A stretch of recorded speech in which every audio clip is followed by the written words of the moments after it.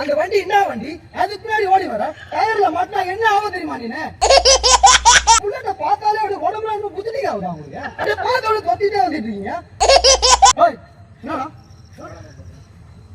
வாயெல்லாம் கிழிச்சு விடுவான் தேதா. இந்த மாதிரிதான் பண்ணிட்டு சுத்தணும் செத்து அப்புறம் வண்டியை விட்டுருவோம் மேலே ஏற்றி விட்டுறான்.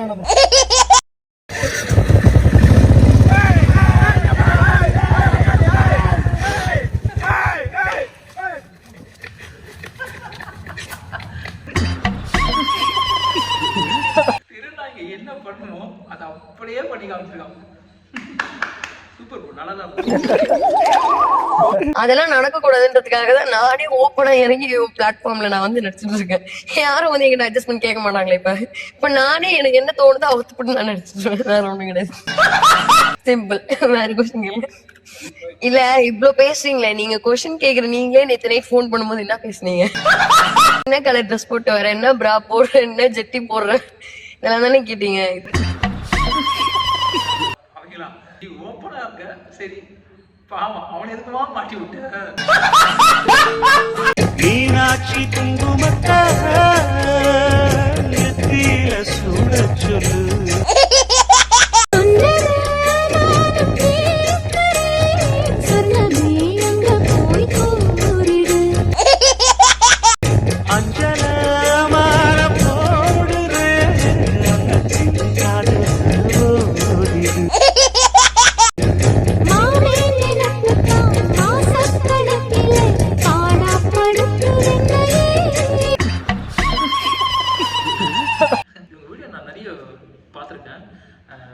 பார்க்கும்போது என்ன தோணுன்னா, நடிப்புக்கு அழகு தேவையில்லை, திறமை தான் வேணும். அது இவங்ககிட்ட நிறையவே இருக்கு. அப்படி என் பொண்ணு உனக்கு கட்டிட்டுமா அது சாதாரண விஷயம் சரியா? அதுக்காக ஒரு 4 பேர் விசாரிச்சா நீங்க தப்பா இருக்காங்க. எனக்கு என்னன்னா நீங்க குடிப்பீங்கன்னு ஒரு டவுட் இருக்கு. அதனால உங்க ஏரியால இருக்கிற ஒயின் ஷாப்புக்கு போய் விசாரிச்சேன். தம்பி அறவே வர மாட்டான்னு சொல்லிட்டேன். அதுக்கப்புறம் ஒருவேளை தம் அடிப்பாரோ அப்படின்னு ஒரு டவுட் இருந்துச்சு. அதனாலதான் உங்க ஏரியா போட்டு எல்லாத்துலயுமே விசாரிச்சேன்.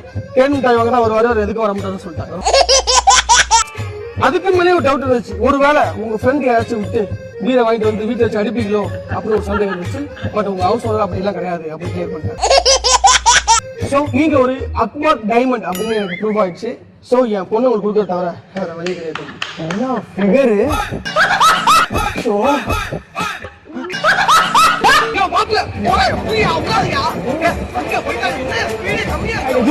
மாமா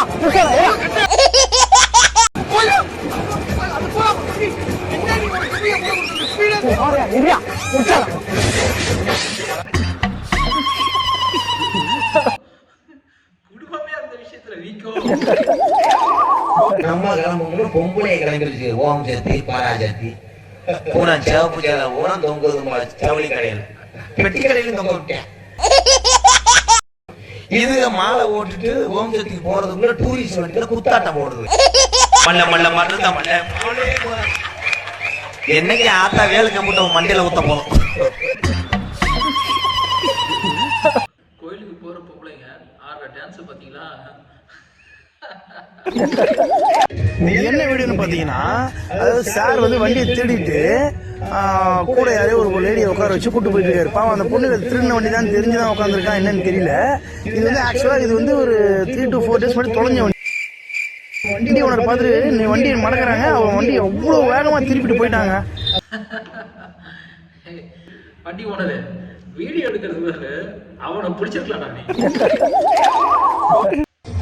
என்னது குடும்பக்கார உடம்பு என் வலுவை நீ பார்த்ததில்ல. இப்ப நான் இழுக்கிறது நீ எப்படி மேல போறேன்னு மட்டும் பாரு.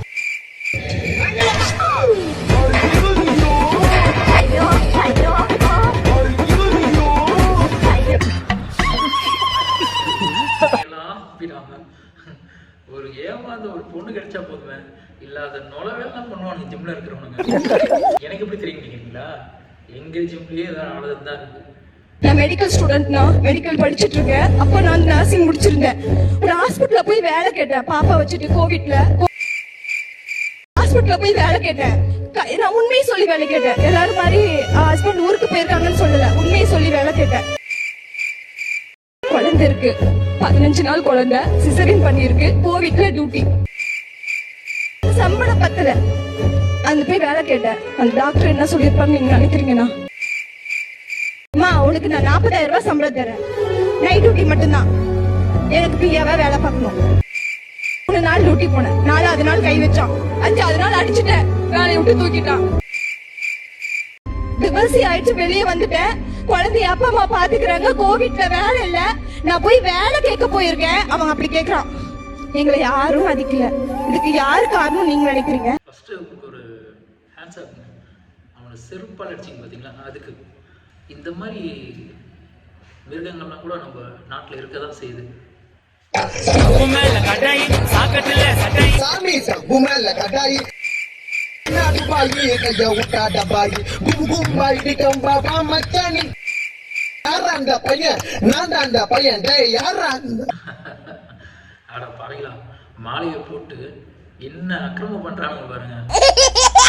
அந்த பொண்ணு உள்ள போகணும்னு அக்கிரமம் பண்ணா, இவனுங்க உள்ள இருந்துட்டு அக்கிரமம் பண்ணிட்டு இருக்காங்க.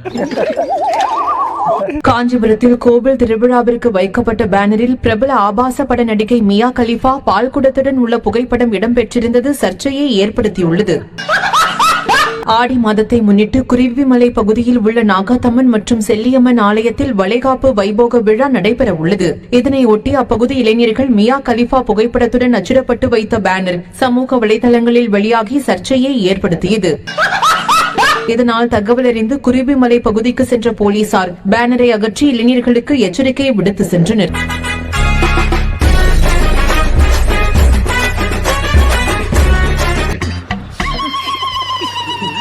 மியா கலிஃபாவுக்கு பேனர் அடிக்கிறானா எந்த அளவுக்கு அவன் தீவிரமான ஒரு ரசிகனா இருப்பான். இதுல ஒரு விஷயம் என்னன்னா, இவன் மியா கலிஃபா போட்டு அடிச்ச அந்த பேனர் மியா கலிஃபாக்கு தெரியாது.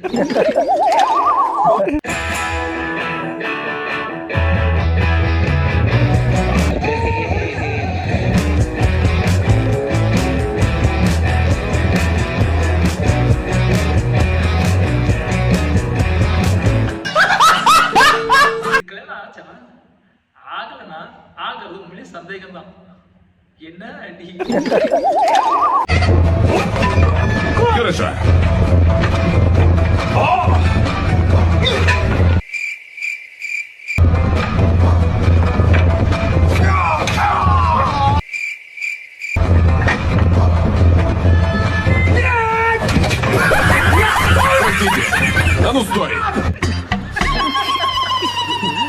வந்து வேலை முடிச்சது.